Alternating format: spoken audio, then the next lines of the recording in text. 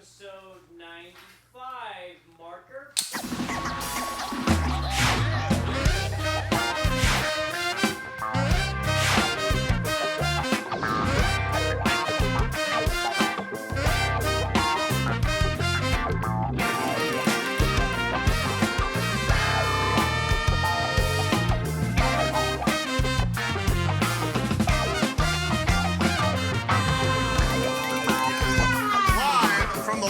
Studios in sunny San Diego, California.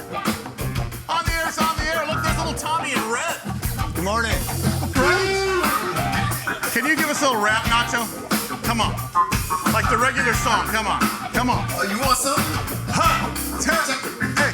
You can't deny it. Listen, if you're not hard, you don't give it a nice. They use no money overstanding. Who put a remote that sky to remind mankind who is in charge? Jesus Christ. Red, gold, and green will be your glory supreme. Watch out. Repatriation, medication for every man, all of us is set to be redeemed. Yeah. Sully Band, starring Nacho. from the island of Lemon Grove, Nacho Sobers, ladies and gentlemen. Yes. Nice job. Good to see you. Episode 95. We're getting closer and closer to 100. Yeah, I want some real participation from our OTA viewers on this because I think we need to have 100. Tommy loves this set and this stage. I'm going to give you a hint. We are moving into a much bigger facility in January of 2023. And I know you love this here, but but don't we want to get more people in for the big event? I think so. I think we go out somewhere. Let's do it. No, he's seeking. Well, episode 100 should be special. If you think we should go out somewhere to another venue, then let's do it. But I think I'm just happy that we're getting to 100. I am episode too. 100. Yeah, I am too. But I think it would be great to do like, an AleSmith, where they have the venue inside where you put the band and the stage up. We actually played at AleSmith for an event a couple years ago. They got food trucks outside. Mary, our stage mom, will figure this all out for us eventually. Oh, Won't you think? I'm just excited. I love every single one of our guests today. I love and respect all four of them. Really? Yes, I can't wait to have them on. Do you know who I respect now is the Sully Band? I'll tell you why, because yesterday on our national show, we talked about this new Inflation Reduction Act, which is they put a slick coat of paint on the Green New Deal. But they talked about how they said, well, it's not going to affect real taxpayers, but it's going to affect small business people. I started counting small business person, small business person, small business person, small business person, small business person, small business person, retired guy. I was pointing to Nacho, who worked for the Port of San Diego for 500 years. Fantastic. But the point is every one of these guys has a small business. Yeah. Whether it be a recording studio or session musician or, Trace does drum lessons in the background. I mean, there's a million things all these guys do. Yeah, and then Trip does charts and plays for several bands. Steve, I don't know how many bands you play for, including San Diego Symphony and everything else. So these guys, we're all of us who own a small business, and Tommy's Tequila Factory also will go up significantly. So I'm just saying, I just respect all small business people more today than I did yesterday. So biggest taxpayer in this county, biggest employer in this county, least incentivized. So there, I'm off my soapbox. Let's start the show. All right, she's back. Come on. She's our guest host today from KUSI News, Allie Wagner.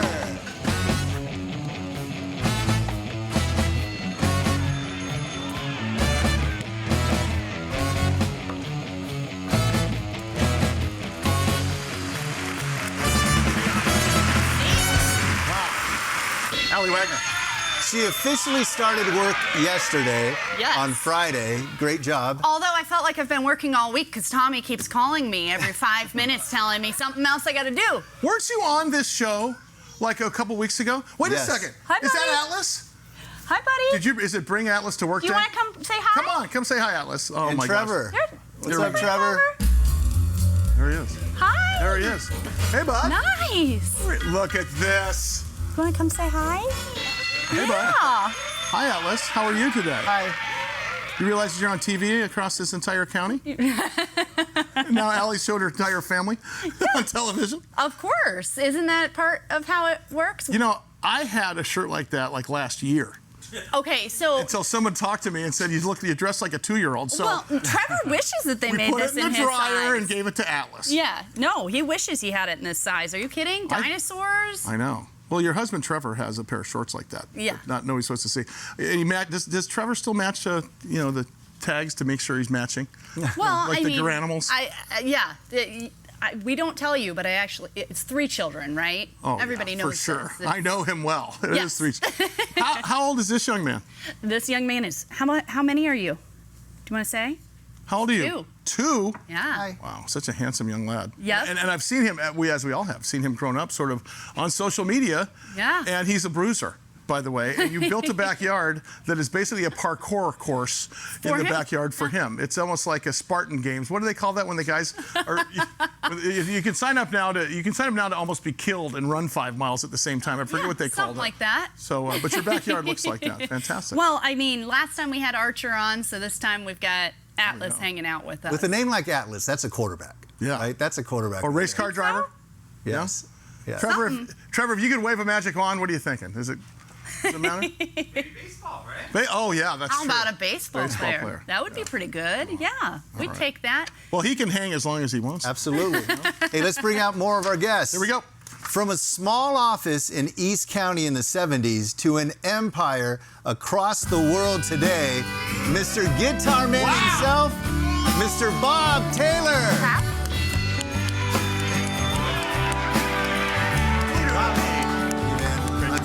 Hello, thank you. Good to see you.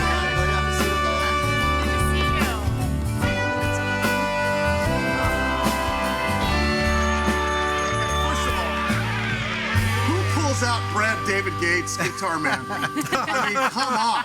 I'm as excited to meet you as I am to hear the David Gates song. Yeah, this is great. Love the patina on the sax too. You like that? That is awesome. That's Trip Sprague. I'm sure you guys know each other. You're an icon, and I'm so surprised you and I haven't met in person before. But I'm such a fan of yours. Oh, thank you. And as Tommy said, you went from a garage here in San Diego County to being an international sort of brand name. What does that feel like? I mean, when you wake up in the morning, it feels good, and especially now. Our company transitioned this last year to becoming 100% employee-owned. Right. Here and in Mexico and in Amsterdam, where we have warehouse and employees. So we have 1,500 employees. We make 1,000 guitars every day, and here's one of them over here. oh yeah, there's pull one of them right that there. thing out. And, you know what's interesting about that is I think you're the largest or the second largest employee-owned company in San Diego, because the other one is SAIC. SAIC is a company, and of course they're employee-owned as well. And what that means, let me put my business hat on again, is when you take a little piece of the action in a publicly traded company, you know you're believing in the company. But when you take a piece of the action in a privately held company, you are embedded in that culture forever until there's either an exit or there's some sort of, they give it all back to you. So I commend you for doing that, because that's a fantastic thing for a management thing to do on an equity position basis, because those people are now participating in everything. Well, my partner and I, we started this thing from kind of nothing in '74, and I was 19 and he was 21. And it's an office in East County, right? Yeah, we had a little place. We started in Lemon Grove, and then we moved to Santee, and now we're in El Cajon, and we have a factory in Tecate, and I guess we have about 550, 600 people in El Cajon. My goodness. I mean, 850 in having Tecate. you here. That's economic impact, man. No, This it is firing me up. This is good stuff. But you know, you're going to age out, right? Right. You're going to end up having to do something with your company,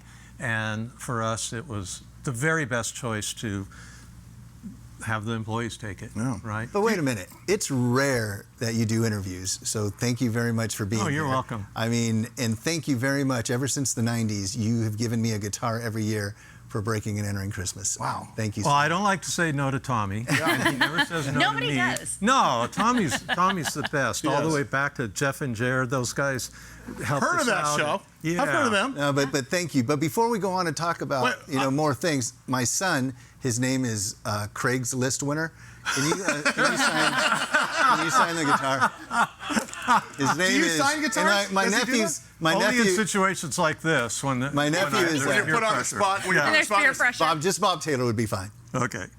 I have to ask too about this guitar. I need you to describe what this model is, because this is an acoustic electric guitar. Well, this was a model we introduced, I don't know, 10 or 15 years ago, I would say. It started out to be an idea for a bass, an acoustic sounding electric bass, but everything we make eventually turns back into a guitar. And including his Tesla. You should see what it looks like. Well, and this thing has electric and acoustic sounds both, and it was a fun guitar, and we still make it today. We make it in a little bit smaller body version of this, and it's done really well for us. But okay, 1974, you're in that little office. Hold on, let's bring him back to the gentler time. Okay. So Bob Taylor, 1974, with your business partner, you're in a small little office in Lemon Grove. You're making guitars. You're sending them out. Maybe 5 guitars one week, 20 guitars that next month, and so on. And then it was more like 20 guitars in a year. yeah. Was it But really? when was the moment when you looked at your business partner and said, "Holy moly, this is huge"? Was there a moment? We had a hard like, time. we- We had a hard time selling our guitars. You know, we had to go out, and I remember there was a little store up on Balboa Avenue by Genesee. Yeah. That's where I grew up. Right. And it was called Balboa Music. I remember. Strip mall store. I remember. I took guitar lessons there. Did you really? Honest to goodness, No, Bob right by the Montgomery. I Burger remember. King And if and I the can ever gas find stop. that, man, Yeah. I know exactly where you're talking about. And we walked in there with a guitar, and we said, "How does this work?" You know, How do I get shelf space? do you buy them? Do you take them? I'm 19. Jeez. Yeah. I don't know anything about it. Yeah, do you pay me And he first? Do you pay me later? And then he told us, well, we buy them, and here's the discount we get. And we look at each other. Oh, we can't. You know, all of a sudden our guitars had to be worth twice as much Right. for the same price, or Right. cost half as Right. much. And we finally started working on the guitars and taking them. And my partner would drive out in his car Yeah. up to L.A., visit little stores. Would you like to buy a guitar? We're starting this company. And he'd get a yes here and a yes there. And I would say it was about 12 years into it No kidding. when we had this little production board, and we were making 4 guitars each day and struggling to sell them around the U.S. And we would write them in red if we had no order for the guitar we were making, and write them in black when we had an order. In the black, in the red. Yeah. That's, And so the moment was when my partner, Kurt, figured out how to sell these guitars. He was gone trying to sell guitars, Right. and I was making them with few employees we Sure. had. And one day, it just clicked with him. Yeah. And he'd get on the phone, and he'd walk out of the office into the thing, erase a red guitar, and change it to black. And your heart skipped. And then he'd erase the red and change it. I sold another one. So that was 12 years. so, from the very beginning, you've been part of the design of the guitars. Is I've been your the guy. fingerprint on all the guitars? Mostly. My DNA's in all the guitars. Okay, But because- now we have Andy Powers designing our guitars. This He's is- not only our chief guitar designer, he's our president and CEO now, and he's North County. And a fantastic guy, and of course a legend in the business. Yeah. This is a beautiful guitar. Thank you. But verily I say to you, unto you. Well, Somebody bring Dawes out for a minute, because I got something for you. And I need to know this. Tommy, may I put this back on? I need to know the story behind this guitar, because I got this guitar, I acquired this guitar maybe 15 years ago. And I have somebody said it's called the Blue Hawaiian. I said, well, let me ask Bob Taylor about that. Do you remember that guitar? Yes, this guitar was a kind of a result of painters having fun. How many are there? There's only one like this.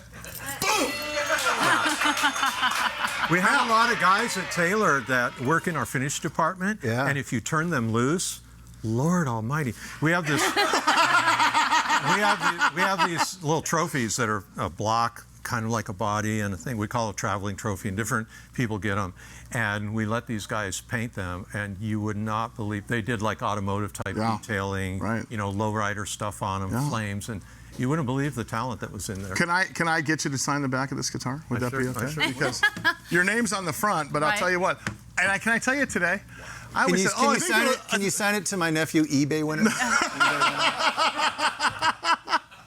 No, to Sully would be fantastic. Well, either but way. we were talking about Me and how, Randy were just talking about autographs. right. But it's a rite of passage if you live in Yes. San Diego, in East County, and work at Taylor Guitars. My brother did a stint there. We were just Thanks, talking Bob. about You bet, Sully. 2002, 2004, and that's kind of part of it, that you have really ingrained yourself into the community and how much that means to you. We love being a San Diego company, and I'm glad. You know, it's funny because I'm the only non-sports guy here, and I am a non-sports guy. You want to hear a story? You got a couple of sports guys coming later on. Yeah, there's sports people coming. Yes. And I was in 10th grade, Madison High School in Claremont. Madison Warhawks, That's right. Claremont Chieftains. Yep. Remember the rivalry? Oh yeah. There we go. Well, if I'd paid attention Yeah, to if you paid sports, attention, I was paying attention to guitars. Yeah. And my grandmother was down visiting, and she's like, "Bobby, you got to go try out for basketball." And the happiest day because you're a tall drink of water. The next happiest day of my life, when Kurt went from red to black, was when I didn't make the basketball team. she pressured me into it, and she says, "You know, your cousin Philip, he's doing so good with his basketball. You know, he's on the New York Knicks right now, and he's doing really good." And she's pushing me into, it's like, you know, Phil is doing so good in his. I think you could do yours. And what a lot of people don't know is, while I am I'm a vacuum when it comes to sports, and my cousin is Phil Jackson, right? And Your cousin's Phil Jackson from the that's right. Bulls? What? Yeah, that's right. Wait. Yeah, hold I mean, on. the Michael. So your degree of separation from Michael Jordan is 1. I guess. I don't watch sports. I don't know. But you much watch about guitars. it. Well, But I watch speaking of guitars. sports, Well, wait a second. I just want to say one last thing. Brian Jordan, our guitarist for Sully Band, who has played with James Brown, Dave Matthews, Lauryn Hill. Can you play this for the rest of the day? Let's see what he can do with that. How's that sound? It's a one of a kind. Be very careful. I don't know if you knew this or not. it is. Wow. All right. And speaking. Thanks for saying that, Bob. I flipped him there's been like 5,000 made, but he said it was one of a kind. All right. Speaking of sports. Hold on, he's got to get the guitar plugged in. I got it. All right. Speaking of sports, let's bring out our next guest.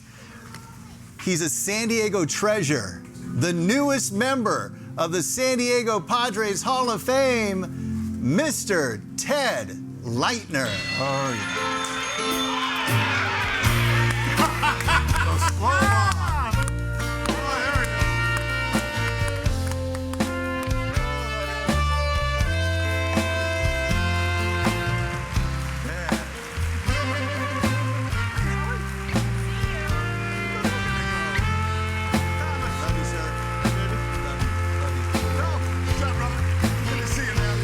Go ahead, sit right there. Oh, this one. Right here. Yes, sir. I mean, Wow. you can sit wherever Look you at want you. to sit. No, I do have to say that the early Taylor guitars, the first 10 years in Lemon Grove, was completely filled with Ted Leitner announcing the Padres. That's You know, awesome. It was the There you greatest. go. It was just And part it of the still ambiance. should be. If I were king of the world, it still should be. So great to have you here. Hey, it's good to be here and good to be back and met Bob for the first time outside. Was that Charlie Rich? Interesting story, though. A side story on that is when Ray Charles put the modern sounds in country and western. I Can't Stop Loving You, yes. Ray Charles. had that song on it, but they did not put that out as a single. They put something else out. Wow. Then Pat Boone, extremely white guy trying to sing black music, or in this case country music, put it out as a single.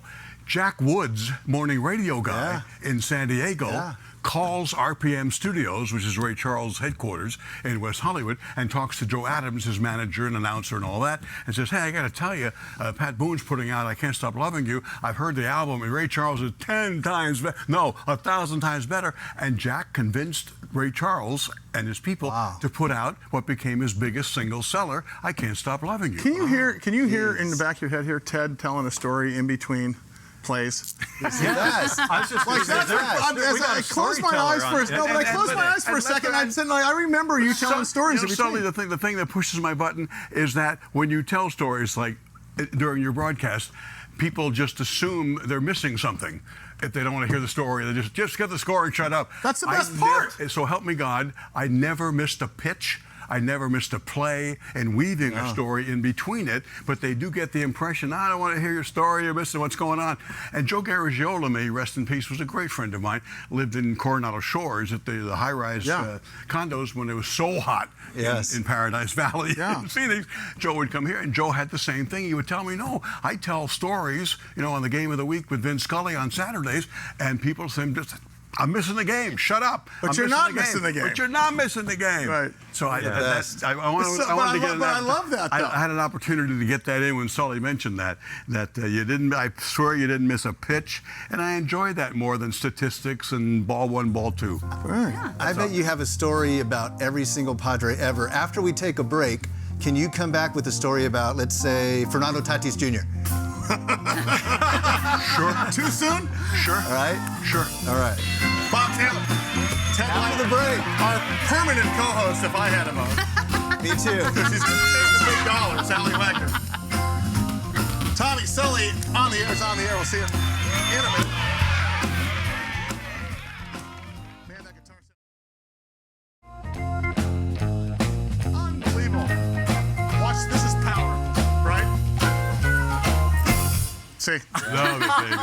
You can't teach that, right? You can't teach that. Then, again, they work for perfect. So they're perfect. Hey, Bob, what does green onions mean to you? It's the first notes I learned on a guitar. No kidding. Yeah, 4th grade. Ding, ding, ding, ding, ding. Yeah, right. And a year later, I'd sawed the neck off of that guitar. I wanted to try and turn it into an electric guitar. That's where it all started with green onions. Started with green onions, and I That is fantastic. Mr. Leitner. Sir? Fernando Tatis Jr. I'm heartbroken. I mean, I really am. You'd love to be mad. It's like your own kid. And he is like a kid. And I did not have a close relationship with him. I never have close relationships with almost any player because you can't really be objective. If he's a really good friend, you're going out to lunch and he made a terrible error, but you covered it up or you didn't be very honest. I'm sorry, he should have had that ball. So I didn't socialize with players, and I'm not close to Fernando. But I've talked to him. I really liked him. He's so kid-like, and that's what everybody loves about him. But it's like your own kid. You want to go, I'd like to, I want to do it like Homer Simpson and Bart and choke them kind of a thing like they do on The Simpsons. But I'm so heartbroken for the fans, not just you're gone the rest of this year, they have to go through this again, and he's gone in April next year. Do you think it's fair, the 80 games? I think it's fair because you have to, in this day and age, there are no excuses. Right. You have to look at everything you use. And in terms of intentional or not intentional, I don't know. I wasn't there, but I know this. I've got an agent. I've got a manager. I've got 2-3 trainers with the Padres. I have my own doctor. I'm checking everything I put on or in my body, so there's no excuse no matter how, it's just a silly little whatever, or he claims it's ringworm. I have no idea, but you check everything. And the players know this. It's not like the bus leagues. They're not making $15 a game anymore. Right. I mean, if you are the franchise, right, Allie? If you're the franchise, and this is your product, just like with you, everything that went out the door and that goes out the door to this day, you got a quality control on yourself at that point, right? Yeah. And they've been told this. They know this. The union educates them. The executives educate them in terms of ownership with the Padres. Everybody's been told there are no excuses, and he has let down the fans so badly. And I don't think they're mad as in that no good. It's like, oh man, Tati. He's like everybody's child who's a Padre fan. They love him so much. You know the silly little thing. He took a pitch inside, I think it was 2 years ago. And usually they'll back off, jump out of the box, or back away from the pitch. And this thing was just chin music, as they call it, right there. And he bent backwards. I don't know if you've seen this. It's on YouTube. Like The Matrix, yeah. No. He bent backwards, and his head was going to the back of his knees, and I thought, this guy's a freak. Look at this guy. No wonder he can do these incredible twisting dives back to second base, and they can't get him when they got him in a pickle. I mean, he's a one-of-a-kind generational player, an unbelievable athlete, and Michael Jordan's an unbelievable athlete, but he couldn't play baseball. Friend of his. This guy can play baseball. Yeah. Friend of his. Does he come back from this? Can he come back from this? Oh, sure. Okay. I assure you, as angry as we are at our children, they're our children, so it comes back. Yeah. And he will come out there eventually, whenever that is, the end of April or early May, and there will be a standing ovation that'll make your skin crawl. Awesome. And give you goosebumps. It will me, because I love this guy, the fans love this guy, and he's part of the family of the Padres. Yeah. So he screwed up big time, but he's still a member of the Padres. He's still in the family. They'll be welcoming him back, and so will his teammates eventually. Now, do you see a World Series victory in our future? We've Yeah, are we got with contenders? Soto, we've got the few years here. Do you think it will happen? I know this, based on who they have making decisions now, international scouting. I mean, no offense to previous administrations and ownerships, the worst drafting in sport, not baseball. Yeah, in sport. The worst drafting in sport. That includes curling, guys. Yeah. I mean, unbelievable of guys who were drafted number 1 and number 2 and never saw the ballpark unless they bought a ticket. Yeah. So with that in mind, this development, this baseball department, this research and development, this drafting, this international scouting, and that's what AJ did in Texas. He's a genius at international scouting. It's all he does. He doesn't sleep. He goes out and he finds ball players wherever they are. Padres didn't have a Dominican or a Venezuelan, or the only thing they had was the group of Puerto Rican kids in the 80s, Benito Santiago, Baez, all those guys, who were terrific, but nobody else in 40 years. So he opens up the net, is what he did. He opened the net internationally. This club has the right people in the right positions, and they're going to get to a World Series. You can't forecast, they're going to get there, going to win, but at least you can. And that was not the case 10 years ago. Well, let's see if our next guest agrees. He's another legend. I really don't care if he does. I don't. I've only known him 45 years, and I really don't care. I think our next guest would have a lot to say about Soto. Yes. Would have a lot to say about Fernando. And a lot to say about the 3 players on the Padres represent $1.5 billion. Think about that. Manny Machado, Fernando Tatis Jr., and our new acquisition. That's about between merchandising and salary, $1.5 billion. Those guys make more per game than your next guest made in his career. No kidding. After the break. Let's bring out good old number 35 right after the break. Yeah, because speaking of Hall of Famers, come on. And by the way, Bob, I've been shooting this whole time for the Padres to get rid of the organ and just use a Taylor acoustic guitar in between the innings. I'm just saying, I'm on your side, man.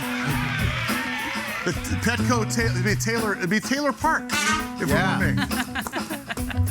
Ted Leitner, Bob Taylor, Allie Wagner, and of course, coming up, can you name number 35 of the San Diego Padres? Yes, I can. His number's out on the pavilion. Yes. I had his Slurpee cup. That's how old I am. On the air. We'll see you in a minute.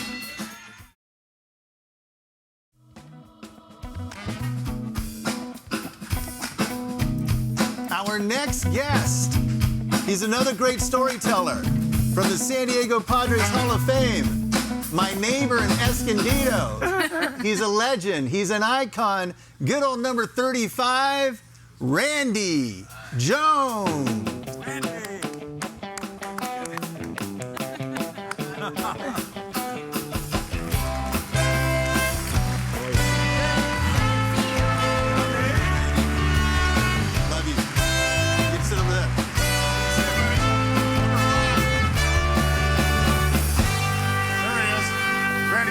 Come on.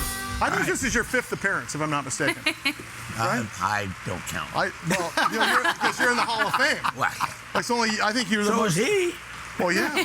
Well, but we have an OTA Hall of Fame now. So, most appearances on OTA, yeah. Mr. Jones, thank you very much for being here. My pleasure. What are your thoughts on that young man, Fernando Tatis?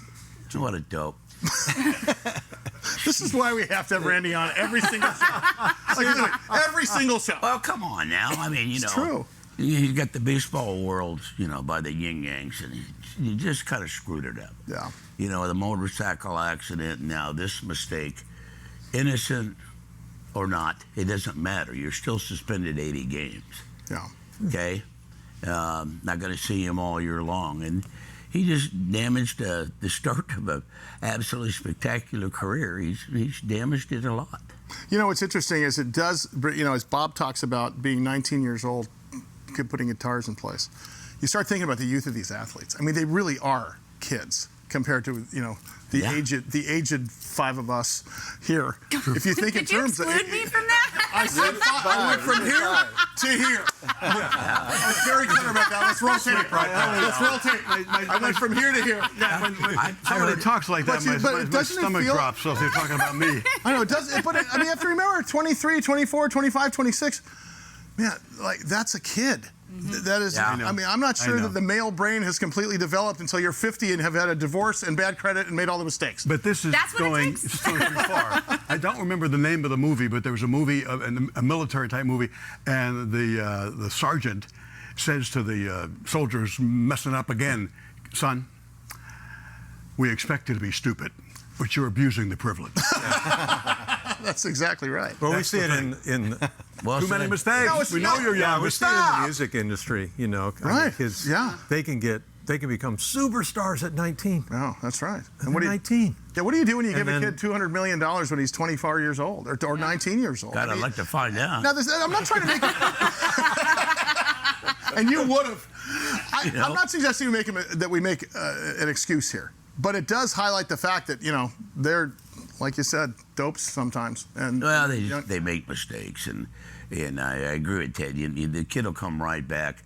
Yeah, we'll miss him in April, but he comes back in May. He's going to be just as electric as he ever has been. But that's a valuable year that he just cost himself. No question. At an age. Yeah. If you're going to set a precedent, Yeah. like Juan Soto, I think it's done in his career, starting it out, and what he's done.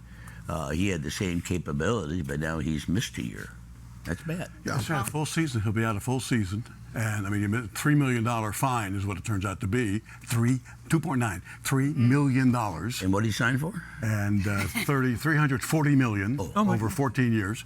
And he's Not going that- to get all that not money. that It's I'm all jealous. guaranteed except for the except for the 80 games. But wouldn't you But it's say, not about hey, the money. It's about, you He haven't comes played for a back- year. You haven't developed for a year. He comes back and his play, if it is up to par, Yeah. people will forget everything. Yes. That's second. what Well, it comes down to. And then that's a great point. But my question is, does he make it that far? Does AJ trade him up for the kid at the Angels? At this Negative. point? Does he stay? Is he here forever? I mean, think he's here. regardless. He should be, and he is, and they will forgive. All right. And he did not.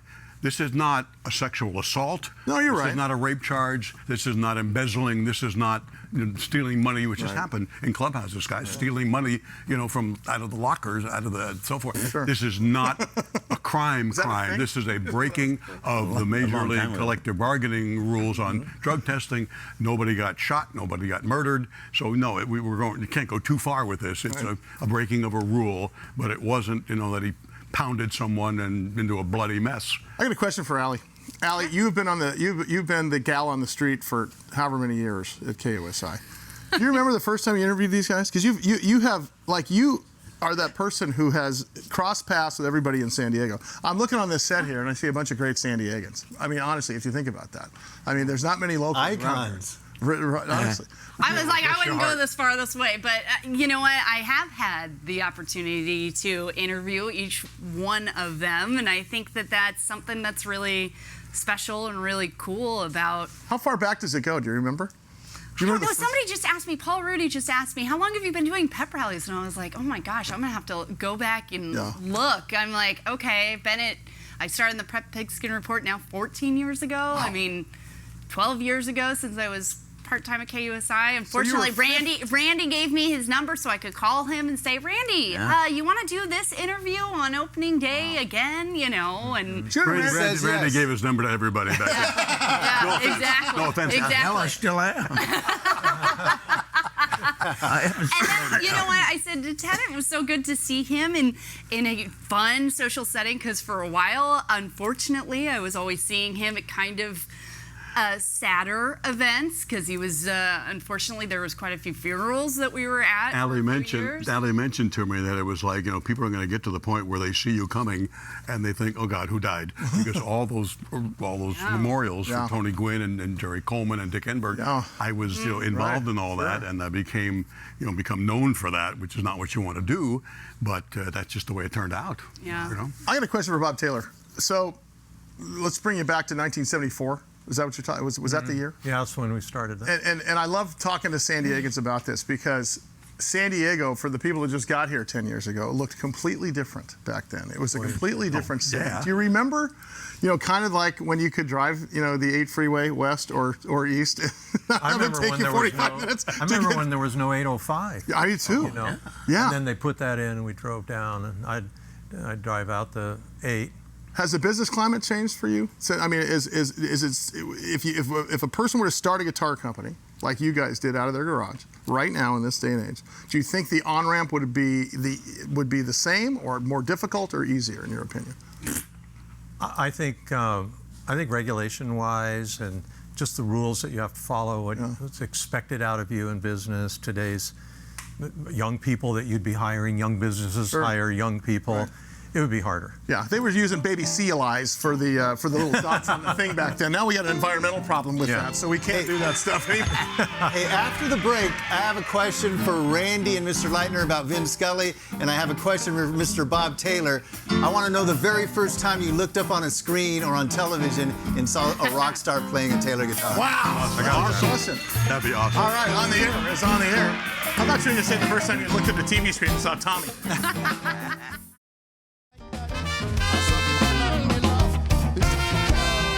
Nice job, boys and girls up there in the Sully Band. You sound better without me. I agree. Did you hear? Are we allowed to talk about the latest? What? About the G word on our album that came out in Billboard #2?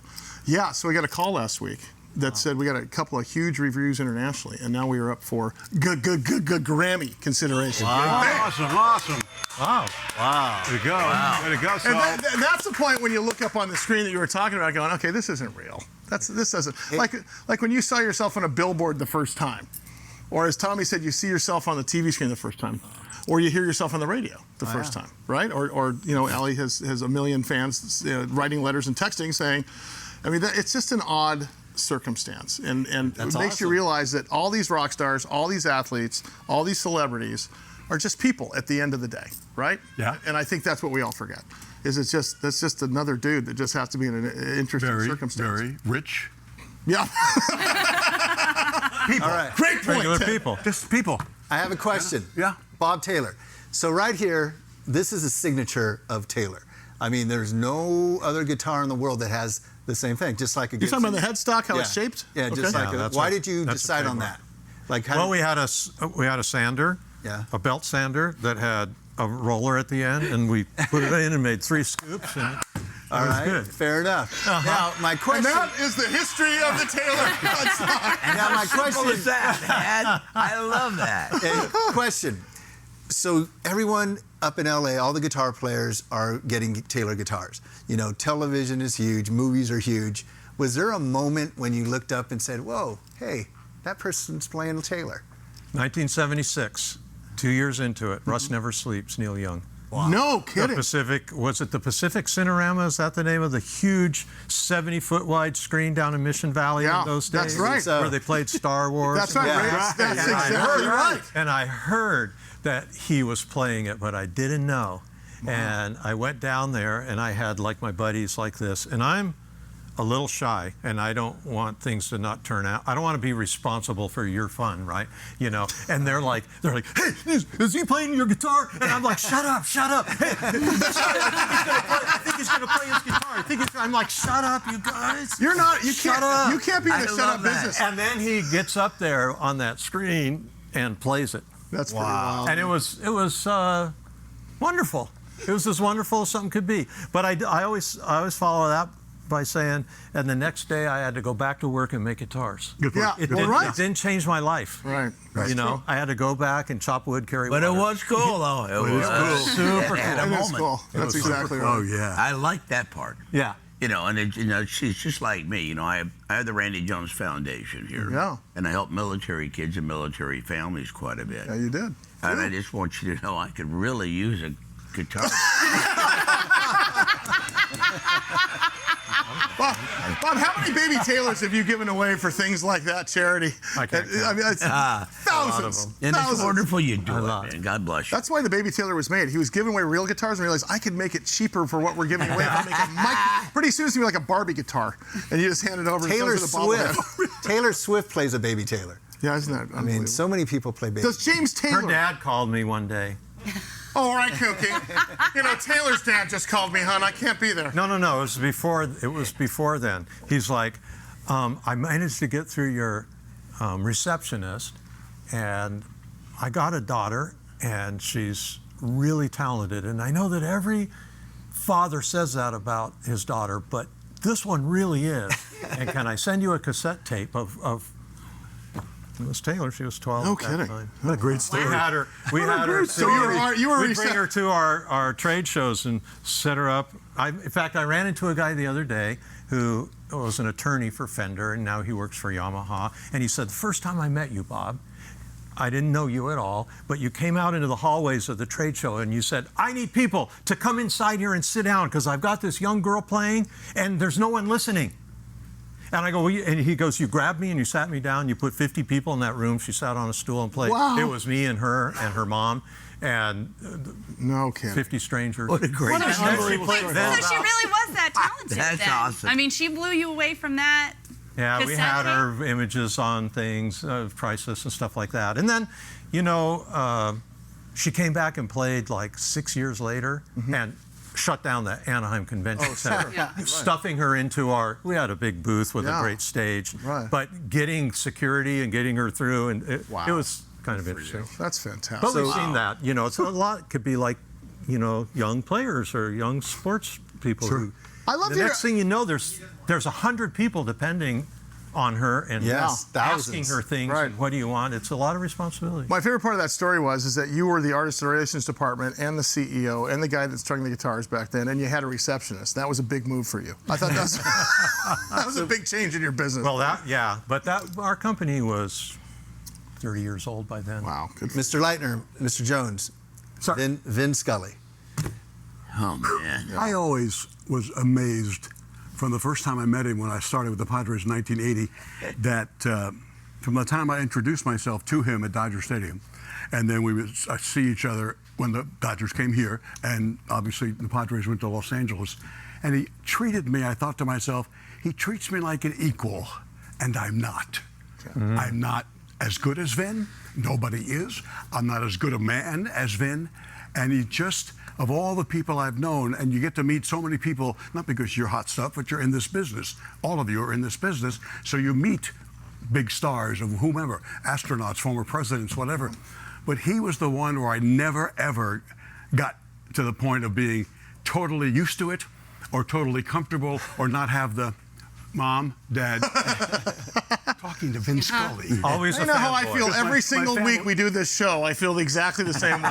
It's called imposter syndrome. I'll be on a couch with some tissues in about 4 hours. Yeah, and talking to it's the just, therapist. and to hear that voice that I heard, you know, in New York with the Brooklyn Dodgers when I was in New York in the 50s with my entire family from Brooklyn, Vin was it. And I hadn't seen him since he retired, and it hit me like a ton of bricks. Like with Jerry Coleman, it never occurred to me we'd lose them. Yeah. And now that we have, I'm just stunned by this. And class, dignity, never said no to somebody who wanted to meet him or get an autograph. He was or pose for a generous. selfie. He was the best. He was Vin Scully, and there's not another one on the horizon. I love We got a that. lot more to come I love that story. with the inimitable Ted Leitner, Uncle Ted as we like to call him. Yes. Bob Taylor, Randy Jones. Let's bring back a barbecue. I'll invest. Come on. I like I miss the Randy Jones barbecue. Allie Wagner, our favorite, and her entire family's here, by the way. On the air's on the air. Of course, the Sully Band doesn't hurt.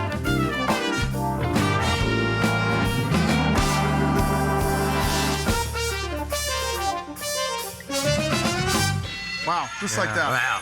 Guys, You always get good music. You always get good music I here. know, right? Now that I like. The hosts are here.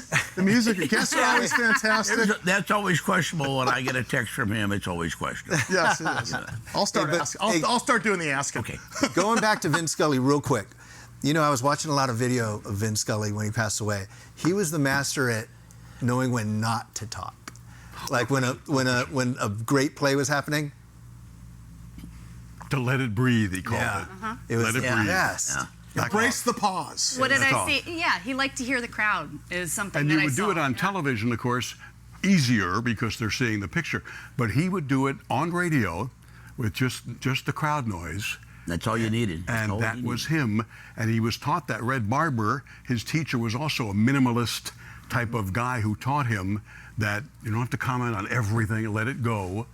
And he was the master Yes. at that. Yes. And gosh, even the perfect game by Sandy Koufax, and he suddenly said it's 9:46 in Los Angeles, the city of angels, and here's the pitch. And it was just, where did you come up with that one?